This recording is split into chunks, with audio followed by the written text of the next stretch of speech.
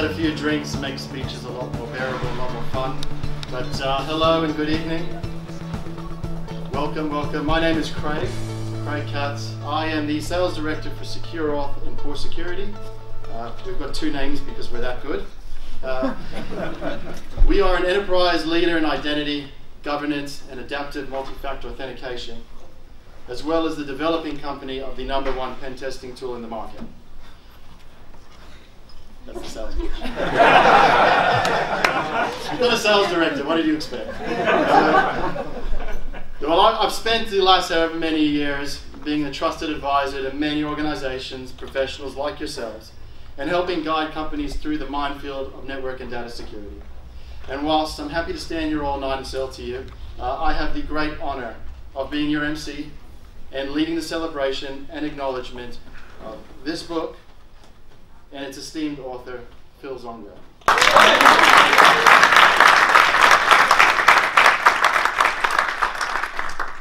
It feels like a brother to me, and that's really not a throwaway comment. I too was born in Africa. Much like Phil, took a long journey around the world to get here. We both ended up in Sydney, and together we combat and we fight cybercrime. I met Phil back when he ran AMP. I was there.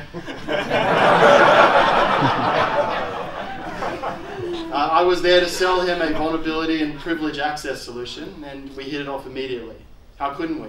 Good looking, sharp suits, smart, successful, great socks. But enough about me. Enough about me, it's Phil's night. If memory serves me, Phil, you actually didn't buy anything, right? But your intelligence shone through.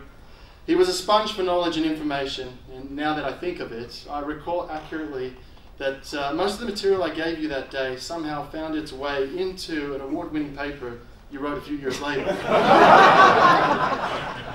Just kidding. In all seriousness, one of our biggest challenges, and mine especially as an advisor, is explaining and educating the general public and IT professionals as a whole. Security is no longer just an IT problem. Compliance, governance, provisioning, they're all now part of a business process, and they're no longer just a nice to have. Phil's book actually breaks down the threats, and it shows success stories in a simple, everyday term, which gives a point of view from someone who has a huge amount of experience from a deep in those corporate trenches. It's a book that anyone can relate to. It's very, very easy to understand. It's not a long book, and it's an easy, easy read. In fact, my assistant read the whole thing to me in 4 hours. Enough about me. We're here to launch this book, so I'd like to bring Phil up here.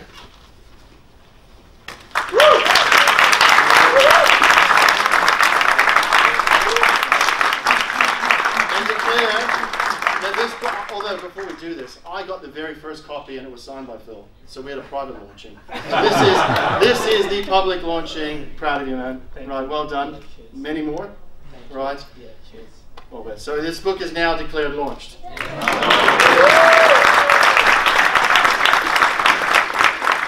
heard enough from me, so I'd now like to bring up Matthew Nichols from Tom. Yep. The guys who very generously have co-sponsored. Hey everybody, my name is Matthew Nicholas, and I work with Tom Executive, who is the sponsor for tonight's show. And for those of you who don't already know the business, Tom Executive is a recruitment firm which has been operating in Australia for longer than 15 years and specialises in 6 key areas.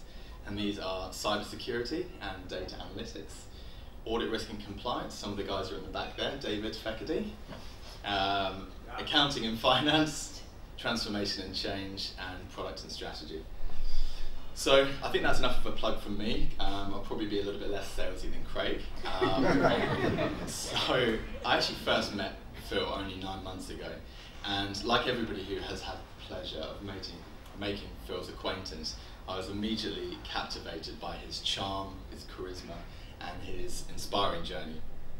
Not to mention his outstanding skills on cybersecurity.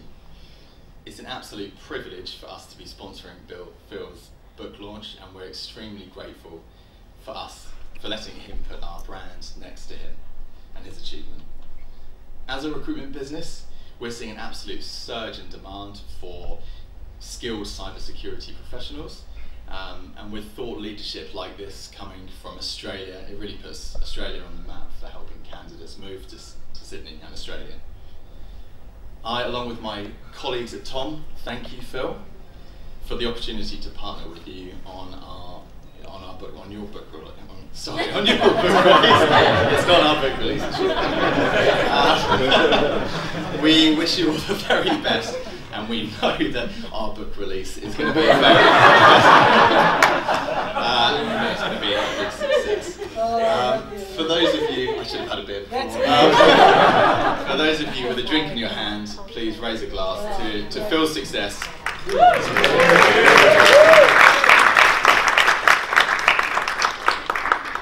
Phil Zongo is an experienced cyber expert and strategic advisor. He is also globally recognized as a cyber resilience author and public speaker, as I'm not, with his most notable award received at the annual ISACA 2017 Awards in Chicago, USA, where Phil was honored with ISACA's highest global accolades that recognizes individuals for significant contributions to publications in the field of IS audit, control, and/or security. During the previous year, Phil won ISACA Sydney's first ever Best Governance of the Year award, a recognition for the thought leadership he contributes to the cybersecurity profession. He also delivered the cutting-edge insights at numerous cybersecurity conferences covering blockchain, artificial intelligence, cyber resilience, and other disruptive trends. Phil has been featured as a guest lecturer at some of the world's leading universities where he lectures on the disruptive trends. He is the author of Amazon's best-selling The 5 Authors of Cyber Resilience, a thought-provoking big book which we are gathered to celebrate tonight. And I think at this stage I'm going to hand over to Phil.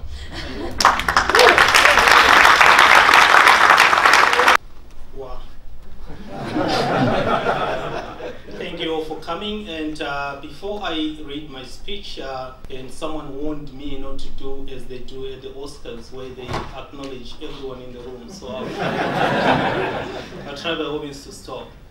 First and foremost, I'd like to acknowledge my wonderful wife and daughter who are sitting at the back.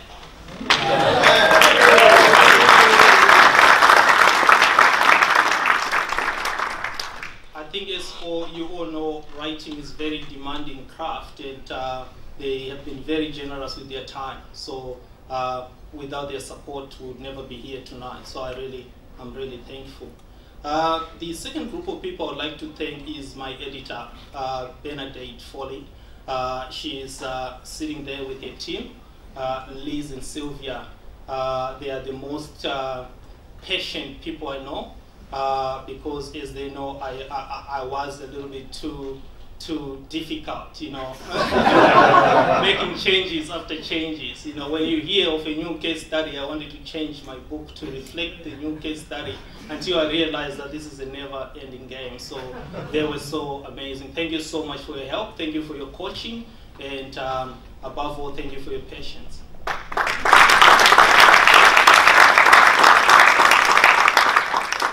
I would also like to acknowledge the guys from TOM Executive who are co-sponsoring the event tonight. I met Matt and Grant just a few weeks ago. I've known Matt for more than 9 months, but I met Grant maybe 3-4 weeks ago, and he was just one of the most amazing recruiters I know. You know, he wasn't up to sell anything. He was after, you know, collaboration and friendship, and I think that was just amazing. So thank you guys. I've really enjoyed working with you, and I wish you so much success.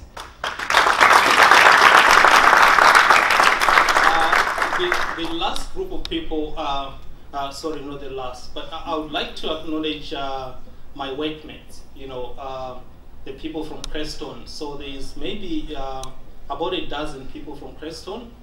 It is an amazing place to work, and I find myself very fortunate to work at Creston because almost everyone is my friend, which is amazing, you know. So thank you guys for coming to support me tonight, and my boss is actually here, which I thought would give me a bit of pressure. But she told me not to worry, which is amazing. Yeah. And I would also like to acknowledge everyone who came here. You know, there is so much, you know, everyone, I know almost everyone who's in this room, so I'm very close to a lot of people who came here tonight, and I really appreciate your time. My LinkedIn connections, my Zimbabwean brothers and sisters. And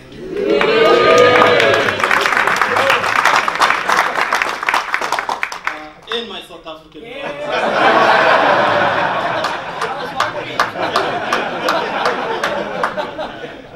Yeah, thank you. Anyway, I will try not to be like the Oscars. I'm going to just read a speech about my journey so far, and just bear with me. It's not as brief as I wanted it to be, but it's not too long either. But anyway, I'll go. So my passion for books started about 25 years ago, growing up in rural Zimbabwe. Then one thing was very clear: education was our only way to eventually escape the monotony and despair of rural life, as well as unshackle the chains of poverty that had gripped my family for generations. You screw up and you were screwed up your entire life. There was rarely a second chance. Books were very scarce at my primary school. In many cases, the teacher had only one textbook, which he would read during a lesson and then keep it to himself. But I considered myself very fortunate. My cousin used to collect old newspapers from a local primary school where he worked as a security guard. But unlike myself, my cousin Shons, as we called him, wasn't interested in the content. Rather, he wanted to stuff tobacco and coil very long cigars. But Shons was also a very considerate man. He would let me read a portion first. And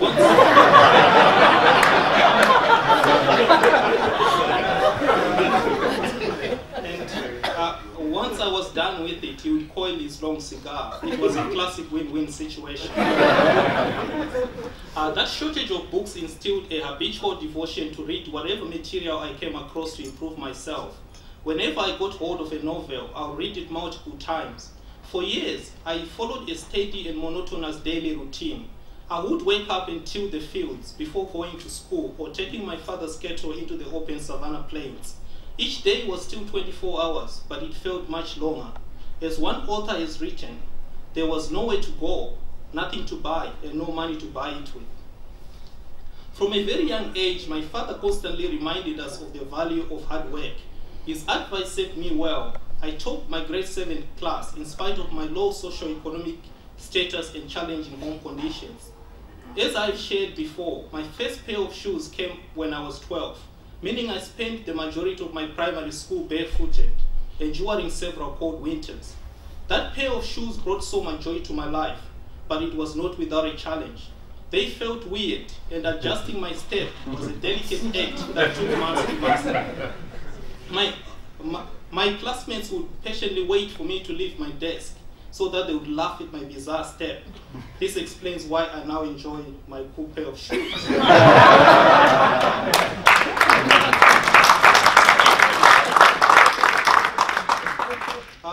But these challenges never fazed me. I refused to sit back and feel sorry for myself or wait for ideal circumstances to emerge. I knew that if I worked hard and stayed focused, one day I would be able to afford my own pair of shoes and some white socks. Now I can even afford the happy socks. I tilled tracts of people's fields and cut large trees at a tender age to sell firewood over school holidays in exchange of a little cash so that I would buy a school uniform. When I passed my grade 7 exams, my parents secured a place for me at a better school that was located in a township 23 kilometers away from home. That was an act of faith, considering the meagerness of my father's income, who doubled up as a communal farmer and as a chief's aide. Because school was so far away from home, my father secured this little room, which was part of a dilapidated structure with the other 2 rooms occupied by 2 of the township's most notorious ladies. Their short-term relationships were often punctuated by vicious arguments and scaffolds, especially when their clients defaulted on their payments. Of course, we did our best to toughen up, but no doubt these experiences were disconcerting. We were only 14 at that time. The little room that I shared with my friend Teach, who was also 14, had no lights, had no water, had no windows, and had a makeshift unlockable door.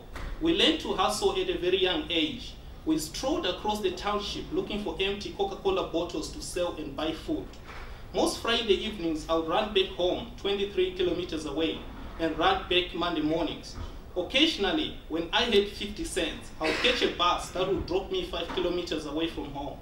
Those frequent half marathons reinforced the importance of deliberate and consistent practice. I inevitably became a strong long-distance runner in school.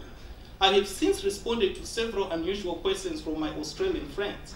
For instance, my colleague recently asked me, were you sponsored by Nike during those runs?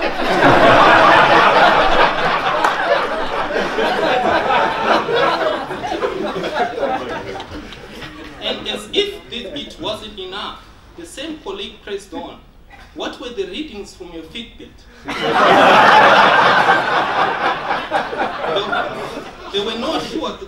There were surely no Fitbits in America during the late 1990s. It was very unlikely that one would have sneaked into my village. During my first year at Rio Tinto Monroe High School, I was very fortunate to meet Christine Diel, a benevolent German citizen who worked tirelessly over 2 decades to raise fees for underprivileged but bright kids from my community. She paired me with Marion Bertram, a well-wisher from Hanover, Germany. Marion's sponsorship took care of my fees, meaning that I was left to have to hustle for food, clothing, and accommodation. Christine and Marion embody what we refer to in Africa as the spirit of Ubuntu. I am because you are. Without them, no amount of heroism or hustling would have gotten me here tonight. As I walked through the dusty township streets, I knew one thing for certain. I would never let my parents, Christine or Marion, down. Because there were no lights at home, I used to stay late at school to study, which evened the playing field against kids who lived in better homes. When I looked back after passing my ordinary levels with distinctive grades, I realized how far I had come, and how sticking to those mundane but consistent study routines had suddenly opened a world of enlarged possibilities. But it wasn't all gloomy. We had a lot of fun playing soccer barefooted in the township streets. On some Tuesday nights, Teach and myself would sneak into the landlord's house and watch wrestling sitting on the floor, whilst him and his family sat on the couches. That never bothered us. We were quite grateful for the rare window of entertainment they afforded us. Soon after we left the landlord's house and stepped into the dark, Teach, who was slightly bigger than me, would give me a nasty tackle, claiming to be the real Yokozuna. At the end of the month, my father would pass via the township on his way from Chegutu, a district town where he went to collect his wages as the chief's aide. After paying my rent, he would take me to a local beer hall, where he would buy me a bottle of Coca-Cola and half a loaf of bread to feast, whilst he indulged in a popular sorghum beer that went by the name Shake Shake. I looked forward to this day with hope and anticipation. When I passed my ordinary levels with distinctive marks, my family encouraged me to apply for a teaching job, but I wanted to walk a different path. My resolve meant that I had to wait 7 years before earning any income, but settling for this reasonable proposition would have greatly undermined whatever I envisaged to be. Poverty can indeed confine us and force us to settle for much less than our God capabilities would ever permit. Left unchecked, it can cut deep into our souls and precipitate the insidious decay of self-hate, forcing us to throw away our own identities and pretend to be who we are not. But for me, it evoked a different response. It instilled a profound distaste for the status quo, as well as a stubborn desire to break the endless cycle of poverty that had haunted my family for generations. Throughout the years, even when life felt like it was all uphill, my dreams never faltered. When it became clear that my A-level dream was shattered, I wrote a long letter to Marion, who graciously agreed to pay my fees for 2 more years at Goromonzi, which were approximately 8 times higher than my secondary school fees. Towards the end of summer in 1998, I left my village to pursue my A-levels at one of Zimbabwe's best public schools. It was a deeply gratifying feeling to be accepted by such an admired academic institution. I had worked so hard to attain excellent O-level grades, despite my squalid living conditions and frequent half marathons to and from home. At the same time, I was also stepping into the unknown and was about to do things that I had never done before. My father accompanied me. We hit our first challenge when we arrived at Baba's, a large department store located in central Harare, to buy a list of stipulated items. We had no clue regarding most of the items on the list. What on earth was a swimming trunk? The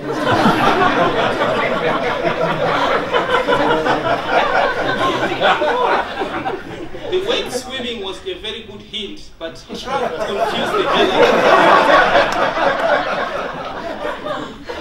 It didn't make sense that someone needed to buy clothes to swim with. Where I came from, we swam without clothes all our life. A store assistant quickly came to our rescue. This ended up being a complete waste of money anyway. My next swim was 15 years away here in Australia.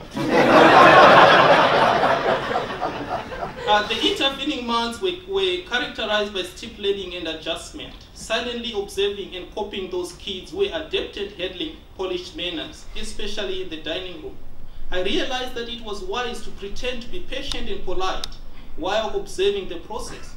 I did my best to avoid the reputation of some guy who had gone before us, who hastily mixed his tea with his cornflakes before moving on to take his toast with milk. But like Liverpool fans love to say, I never walked alone. There was more than a dozen of us from so-called upper tops, a stereotypical term used to describe rural secondary schools. Most of those guys went on to achieve great success. One of those boys, Bernard, who went by the name Gunfighter, has gone on to become a successful medical doctor and is with us tonight. Bernard.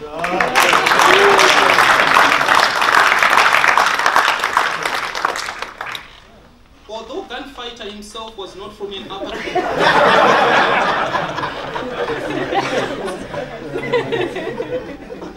Although Gunfighter himself was not from an upper top, he behaved like one, so we accepted him. We accepted him into the brotherhood. Applying for a place at Goromonzi at a time where I had no clue where my fees would come from was a life-changing act of faith. It was easier to listen to my inner fears and stick to the schools within my zone. That would guarantee a more graceful transition, but the result those experiences imparted in me continue to serve me well. I keep stepping into the deep end and attempting things that I've never done before.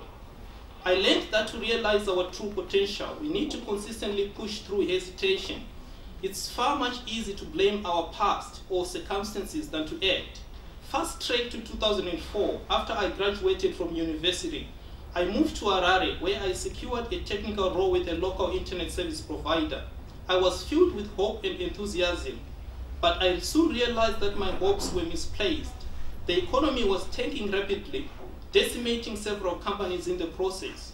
For decades, I had waited for this opportunity to eventually apply brakes to the cycle of poverty that my family had endured for generations.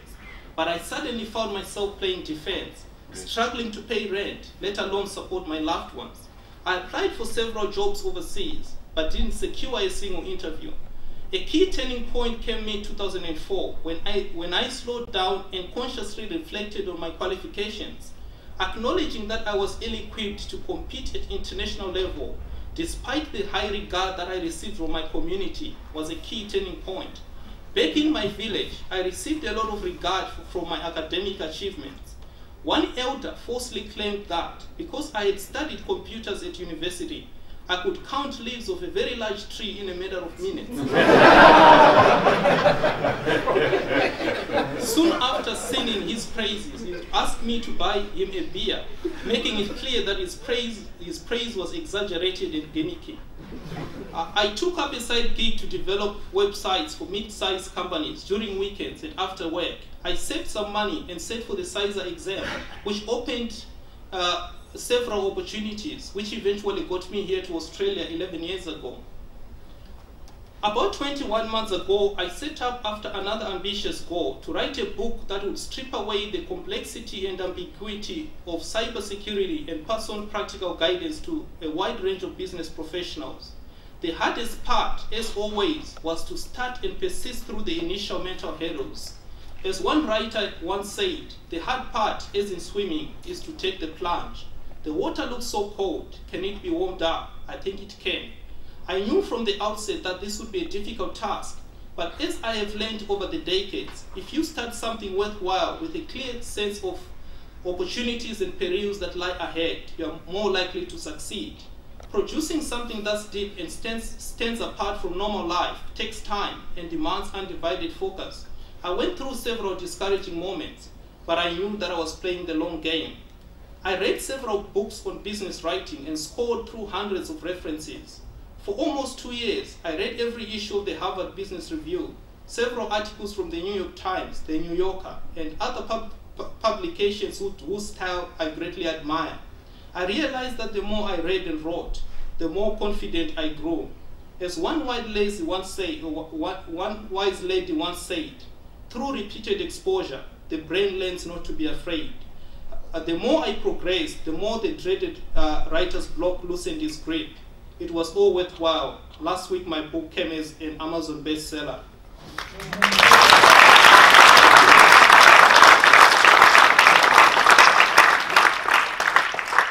Key things that I've learned from my journey that I'll just leave with you tonight. Number one is you will never know how far you could have gone unless you act. As one wise person once wrote, ideas that could solve our toughest problems remain invisible because the brilliant people in whose minds they reside lack the confidence to or the know-how to share those ideas effectively. Number two, we can all rise past our predefined narratives as long as we believe and keep acting and not obsess about short-term rewards. It doesn't matter where we come from, we can all rewrite our stories. Number three, achieving one's goals is little to do with innate abilities or fate. It's a product of resolve, passion, and focus. We are only restricted by the bounds of our own convictions. Number four, all of us will certainly go through adversity. Whether we surrender or prevail, however, comes down to perception.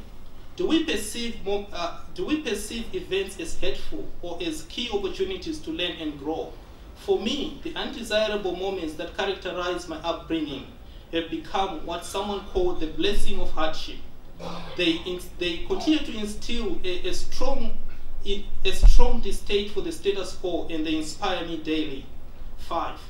It's quite tempting to directly pursue financial gain, but lasting change comes when we are driven by the mastery of a skill or a sense of higher calling. Why does my story matter? It matters because if a barefooted boy from Mondoro can rise above several obstacles and author an Amazon best-selling book, then it's important to remember that persistent focus and of course the generosity of others can sometimes open doors to previously unimaginable possibilities. As I look back, I see the goodness of those who unconditionally helped me, but above all, I see the grace of God. Thank you. Wow.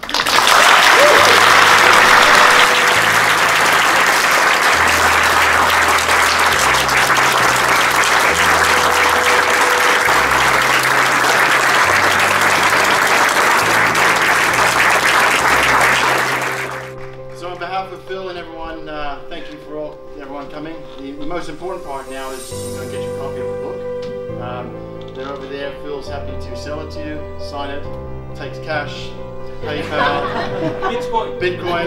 So please go ahead. If you don't buy a book, you got to buy something for me. And have a good evening. Feel free to network with somebody.